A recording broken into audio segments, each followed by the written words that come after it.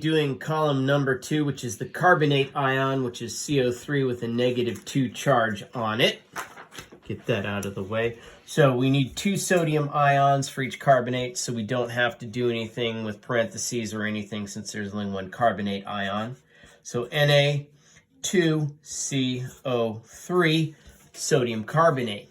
Ammonium, now we get a little bit tricky because we need 2 ammonium ions. So we write that out as NH4 with parentheses around it, subscript of 2, then CO3. Okay. Then we move down to the next one, potassium carbonate. We need 2 potassium ions, K2CO3. And this is 1-to-1 calcium carbonate, chalk.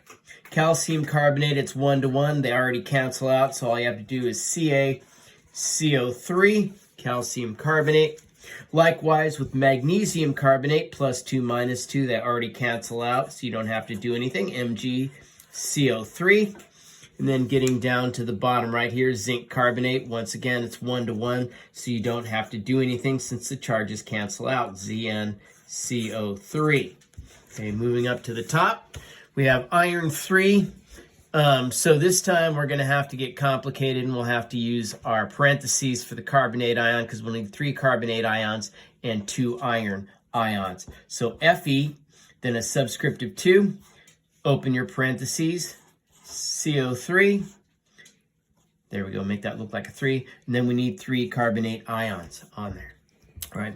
Likewise with aluminum, we're going to have to do the same sort of thing. It has the same charge. We need 2 aluminum ions, then we'll need 3 carbonate ions. So we'll go Al, and then we'll subscript 2, open our parentheses, CO3, and then we'll get a subscript of 3 right there.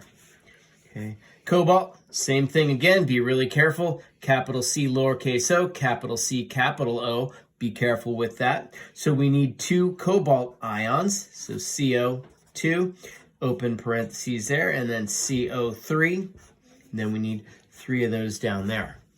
Okay. And this time we have iron 2. So we have +2 and -2. They cancel out. You don't have to do anything. You just write it out as FeCO3. Okay. Next one we're going to have, which is the bonus off of your sheet.